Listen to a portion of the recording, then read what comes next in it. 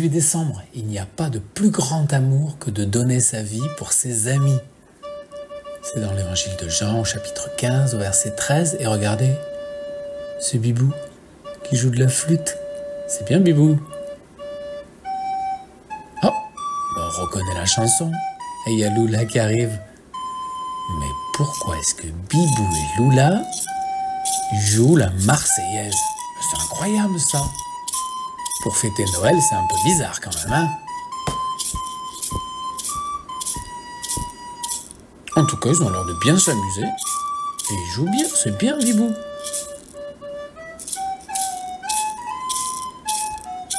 Ah, mais ça y est, je me souviens. Bibou et Lula jouent la Marseillaise et puis ils s'amusent à la flûte. Parce que Quentin va leur raconter une histoire. Une histoire, il leur a dit qu'il parle de Marseillaise. Alors évidemment, Bibou et Lula s'amusent à jouer la Marseillaise et puis avec les petites percussions comme fait Bibou, Lula, hop, hop, hop. Et la flûte. Bah oui, ils s'amusent, Bibou et Lula.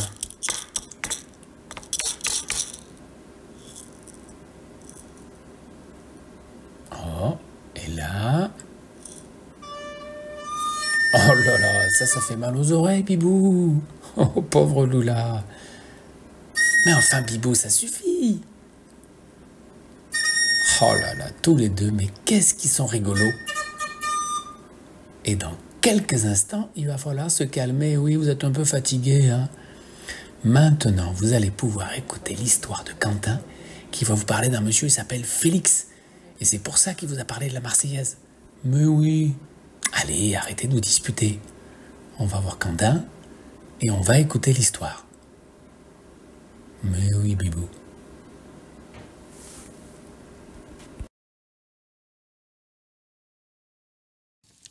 Et oui, Bibou et Lula, c'est une belle chanson, on l'entend souvent dans les moments de sport, et puis dans les moments importants, mais les paroles sont pas très très belles, hein.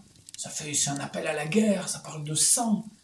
Alors je vais vous raconter l'histoire de quelqu'un qui avait changé les paroles de la Marseillaise. C'est incroyable, hein.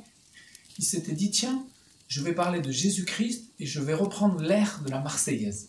Ce monsieur, il s'appelait Félix, Félix Neff. Il est né à Genève. Il a grandi dans une famille qui était très pauvre. Et quand il avait 16 ans, tenez-vous bien, il a écrit un livre sur les arbres et les fleurs et les plantes. C'est génial, hein? Alors qu'il était quand même jeune, hein? Mais il a écrit ce livre, ce traité sur les arbres. Et puis comme sa famille n'avait pas beaucoup d'argent, il s'est engagé dans l'armée de Genève. Et il cherchait la gloire, l'aventure. Et un jour, il a rencontré une aventure à laquelle il ne s'attendait pas. Il a lu une petite brochure, un petit livre de César Malan. Avant, il avait lu Plutarque, il avait lu Rousseau, des grands auteurs, et ça ne le satisfaisait pas. Il n'était pas satisfait de tout ça. Et quand il a lu ce petit livre de César Malan, dont on a parlé la dernière fois, il a commencé à lire la Bible, et petit à petit, il était troublé et impressionné, et il a dit à Dieu, Seigneur, enlève mon trouble, et si c'est toi le vrai Dieu, eh bien révèle-toi à moi. Et Félix a mis toute son énergie et tout son enthousiasme dans l'évangélisation. Il voulait parler aux autres de Dieu. Alors il s'est dit, où est-ce que je vais aller? Il est allé à Grenoble. Il se sentait poussé par son instinct, et puis il est allé à Mans. Et petit à petit, il s'est installé dans la vallée du Fressinière, dans les Alpes. Il était à Dormiouz, et à partir de Dormiouz, c'était une vallée qui était un peu abandonnée, où les gens étaient pauvres et vivaient difficilement. Il s'est occupé d'eux. Et pendant 4 ans, il a prêché dans les temples, il a creusé des canaux des glaciers jusqu'aux vallées. Il a lancé la culture de la pomme de terre. Il enseignait aux femmes comment s'occuper de leurs bébés et il donnait des leçons d'hygiène. Il a créé une école normale. C'était pour qu'il y ait des instituteurs et qu'il y ait des écoles et il formait les futurs instituteurs. Et notamment, il leur apprenait à chanter. Il leur apprenait le solfège, mais il ne leur apprenait pas à chanter la Marseillaise ou alors la Marseillaise transformée. Il leur apprenait des cantiques. Et quand les jeunes instituteurs, après, ont parlé de Félix, ils ont dit, mais quand on chantait tous, là, les 30 futurs instituteurs, qu'on chantait dans la montagne, eh bien nos chants résonnaient, c'était quelque chose d'extraordinaire. Félix, il a travaillé d'arrache-pied pendant 4 ans. Il faisait plusieurs cultes le dimanche, il voyageait d'une vallée à l'autre jusqu'à Saint-Véran. Et puis petit à petit, tout ce qu'il a fait pendant 4 ans, pour annoncer l'évangile, mais aussi pour aider les gens concrètement, eh ben, ça l'a complètement épuisé. Il est tombé malade, il est reparti à Genève, et il est mort très jeune, à 31 ans. Mais pendant ce ministère qu'il a eu, tout ce qu'il a fait a marqué les gens, et a marqué cette vallée. La vallée, en fait, elle a été transformée par tout ce qu'a fait Félix Neff. 4 ans, c'est très court, et puis on se dit, c'est jeune quand même pour mourir. Mais Félix, il a donné toute sa vie pour Dieu, à Dieu. Il a aimé ceux qui étaient autour de lui dans cette vallée qui était un peu abandonnée. C'était d'ailleurs des anciens protestants, des anciens vaudois, mais ils vivaient de façon misérable. Il les a beaucoup aidés et il leur a fait découvrir l'Évangile. Et alors, pour terminer, je vous lis les paroles de cette Marseillaise que Félix Neff avait transformée. Et c'était une époque d'ailleurs où pour inventer des chants, on inventait des paroles qui parlaient de Jésus. Et on les mettait sur des airs connus, des airs qui existaient déjà, comme ça les gens l'apprenaient facilement et le transmettaient facilement. Alors lui, il a écrit « C'est Golgotha, c'est le calvaire, c'est le jardin des oliviers ». Si on le chante avec l'air de la Marseillaise, ça fait « C'est Golgotha, c'est le calvaire, c'est le jardin des oliviers ». Qui sont mes maisons de prière et mes rendez-vous journaliers. Dans ce jardin que vois-je en terre, le Fils du grand Dieu prosterné. C'est incroyable quand même. Et il termine avec Jésus, Jésus, oh souviens-toi d'intercéder pour moi. C'est incroyable. Nous, quand on entend la Marseillaise, ben, c'est un chant pour défendre son pays. Et Félix, il voulait que ce soit un chant pour parler de son Dieu, et notamment pour parler de la mort de son Dieu, et un chant qui se termine par un cri adressé à Jésus. Jésus, Jésus, oh, souviens-toi de moi. Voilà, c'est une histoire qui vous a plu, l'histoire de Félix Neff dans la vallée des Alpes. Il n'a pas vécu très longtemps, mais il a transformé cette vallée. Et il a beaucoup chanté. Il a appris le chant et il a transformé des mélodies qui existaient déjà pour essayer de parler Jésus, pour faire connaître Jésus. Allez, à demain, à une prochaine fois, pour une prochaine histoire ou des chansons. Allez, salut Bibou et Loula.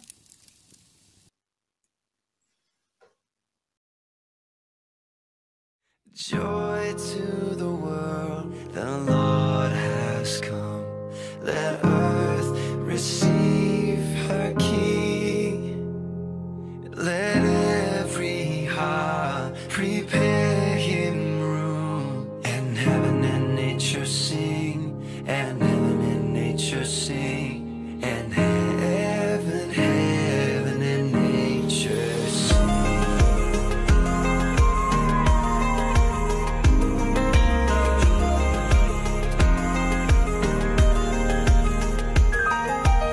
Joy to the world, the Savior reigns.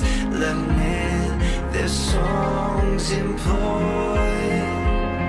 Wild fields and floods, rocks, hills and plains. Repeat the sounding joy.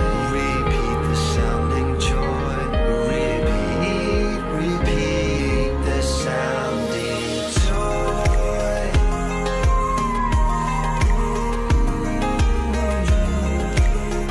Repeat the sounding joy.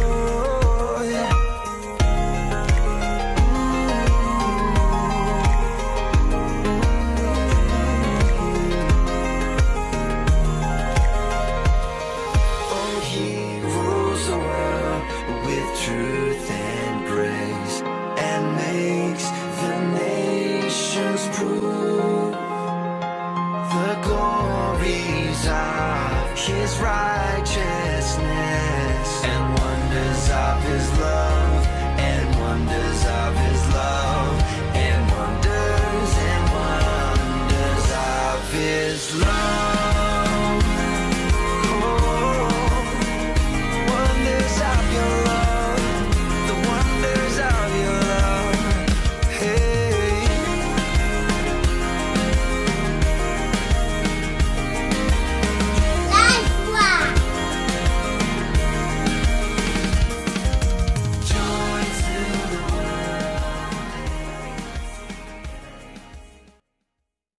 Jingle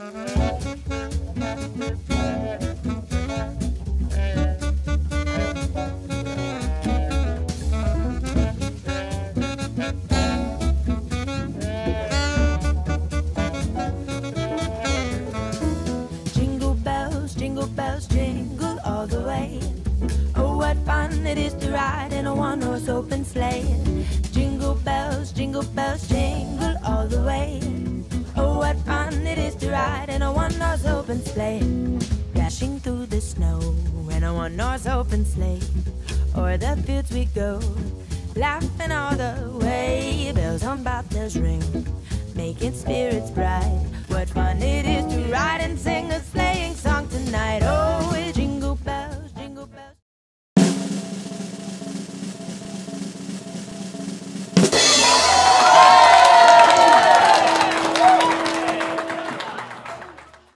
Jingle all the way. Oh, what fun it is to ride in a one-horse open sleigh.